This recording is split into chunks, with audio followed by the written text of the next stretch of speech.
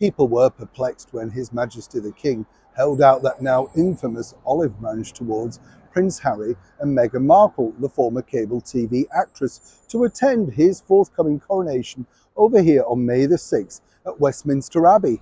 Why on earth would he want to invite them when, of course, they've been so detrimental to his brand, to his persona, to his own possible mental health? And when you think about it, here is this poor man still grieving for his late mother, the wonderful Queen Elizabeth. But seemingly, it did look like the king himself had a better idea of the reason why he extended such a hand of friendliness, courteousness, and above all, super style. But now he's realised exactly why Meghan has decided to turn it down.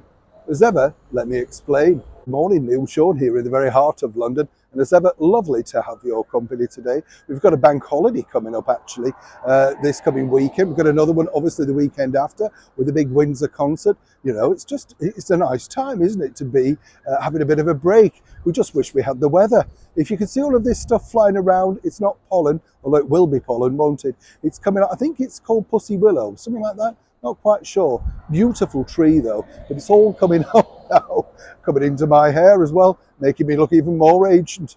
What do you mean you can't look any more ancient, Neil? Back as ever to your breaking roll story of the day. It's fascinating stuff, this, when you think about it, because as I say, lots of people were stunned when the king was very gracious to invite both his youngest son and his wife, Meghan Markle, given what they'd done to him and the British monarchy. But now it's interesting to note that even the king is exasperated because, well, he felt he was doing the right and honourable thing because he wanted his youngest son to be part of that ceremony. And after all, it's an historical event, something that they would have discussed at some point, no doubt, both growing up.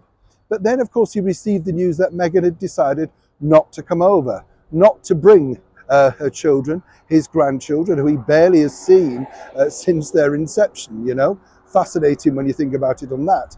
But now, according to that good source, the king actually is very concerned indeed, because the bigger picture was this. He felt that by having Meghan over here, basically where he could see Harry and Meghan themselves at Westminster Abbey and, you know, knowing exactly what they were going to be doing and at what time, all that sort of stuff, it would have alleviated any problems, not just for him or Camilla, but indeed the Prince and Princess of Wales and all other senior members of the British monarchy. Now, as he's seen this week, Meghan's ploughing her own path. And according to a very good source, she told them, and as ever, allegedly, you see, we don't need to go over there. We are big enough without the brand of the royal family. Now, some might say she's right. Releasing that caramelized picture of herself made sure she got a lot of headlines. Again, though, introducing someone else's TED Talk. But the bigger picture is this, and I've been told this by a very good senior source within palace walls. The king is concerned about exactly what Harry and Meghan can do, but he's tried the hand of niceness, friendliness, kindly gesture. That hasn't worked. So what can he do next? And that's the bigger picture now. That's troubling not just the king, the Prince and Princess of Wales, but more importantly, you know, the senior advisors. How do they put a lid on Meghan and Harry? Because seemingly when anything good comes along, they're there to make sure they get a share of the limelight. Harry spelt it out in those recent interviews.